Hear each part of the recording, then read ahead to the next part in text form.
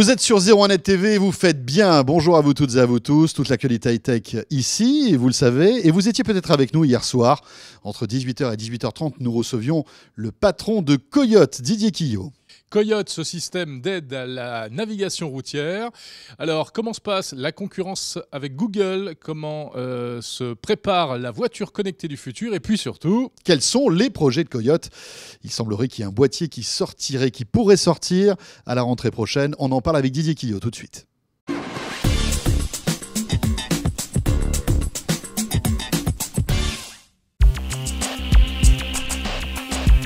Waze, système donc d'un GPS collaboratif, petite start-up israélienne qui a été rachetée $1 milliard par Google il y a quelques mois de cela. Ça a été la guerre avec Waze il y a quelques semaines justement parce que Waze indiquait avec des petits pictos qui sont assez amusants pour tester Waze de temps en temps, c'est vrai que c'est drôle. Il y avait des petits policiers qui étaient indiqués sur les cartes, etc. Et vous, ça vous a pas plu parce que bien évidemment, ça remettait un peu en cause votre modèle et il ne respectait pas la loi. C'est ça? C'est surtout pour ça que ça ne m'a pas plu. Et en effet, vous avez assez bien résumé Waze. Waze, c'est d'abord un GPS collaboratif. Donc effectivement, la fonction première, l'usage premier que font les clients de Waze, c'est la fonction navigation, information, trafic. Et non pas vraiment les zones de danger ou les radars, pour revenir sur ce que vous disiez tout à l'heure concernant Coyote. Dans Waze, le premier usage, c'est bien celui-là. Deuxième différence avec Coyote, aujourd'hui, les gens qui utilisent Waze l'utilisent en moyenne une dizaine, 10-15 minutes par jour, là où nos clients, quand ils sont possesseurs d'un boîtier, Coyote l'utilise en moyenne 80 minutes par jour. Donc ce sont des gros rouleurs, des gens pour qui le permis de conduire est vraiment un permis de travail, et des gens qui veulent faciliter leur vie au volant, et donc qui en ont un usage quasi permanent quand ils sont en voiture, puisqu'une moyenne de 80 minutes par jour, c'est énorme. Et donc nous, on a considéré plusieurs choses. Que premièrement, il fallait qu'il n'y ait pas inéquité concurrentielle, et il fallait que Waze respecte la loi, et donc on l'a demandé. Deuxièmement, nous pensons que la voiture ne doit pas devenir un support publicitaire de plus. Et puis troisièmement, le fait que Google, et je ne vais pas rentrer ici sur un chapitre Google évidemment, le fait que Google soit ce qu'il est, alors que nous sommes une boîte française dont les produits sont fabriqués en France, les call centers en France, la R&D en France.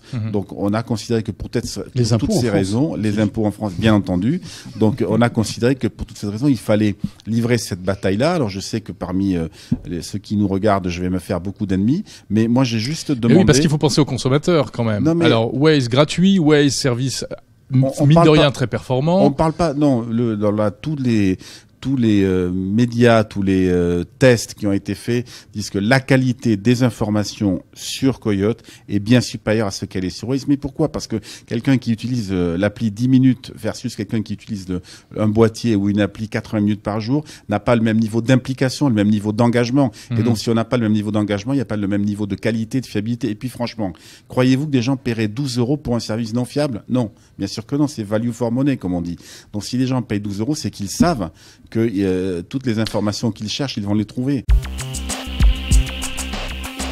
Question d'Étienne qui nous dit à quand des systèmes intégrés dans les voitures? Ça existe déjà, cher Étienne, avec Renault, donc dans les nouvelles Clio, dans la capture de Renault, et ça existe aussi chez PSA, donc on a 2 accords aujourd'hui avec les constructeurs français. C'est quoi? C'est une option? Les services Coyote est intégré en première monde dans le tableau de bord Airlink de Renault, par exemple, pour citer celui-là. Donc le service est préinstallé. Donc lorsque le client achète la voiture, il prend l'option Coyote. Elle est gratuite pendant 3 mois et ensuite il paye. Donc il paye même un petit peu moins cher son abonnement qu'avec un boîtier Coyote standard, et il utilise le service. Donc nous sommes que 2 à être référencés chez Airlink, c'est Coyote et TamTam pour la partie navigation. Donc ça existe déjà.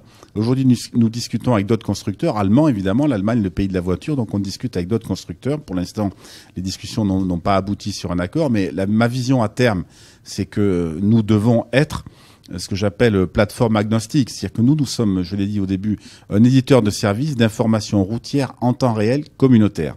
Et notre service, il doit être intégré, quel que soit l'écran, boîtier dédié si je suis un utilisateur permanent, fréquent, smartphone si je suis un utilisateur occasionnel, et puis de plus en plus, lorsque la voiture connectée sera devenue entre guillemets l'alpha et l'oméga des constructeurs. Enfin, Carlos Ghosn a dit qu'en 2020, toutes les voitures qui seraient mises sur le marché seraient toutes voitures connectées.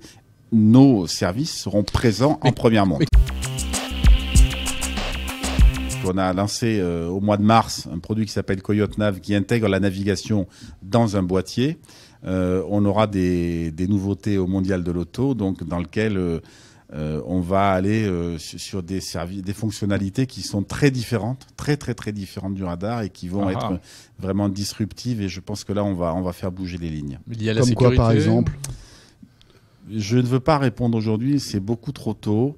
On aura peut-être l'occasion de reparler au moment du Mondial de l'Auto, mais bien sûr que le core business, le fonds de commerce, on va le conserver, mais on va enrichir le boîtier de fonctionnalités vraiment disruptives. Donc un nouveau boîtier qui sera présenté. Un nouveau boîtier au Mondial de qui l'Auto. sera annoncé et présenté au Mondial de l'Auto, dans lequel il y aura une fonction franchement très disruptive et qui, à ma connaissance, n'existe pas dans des services comme les nôtres. En tout cas, en France, je suis sûr qu'elle n'existe pas.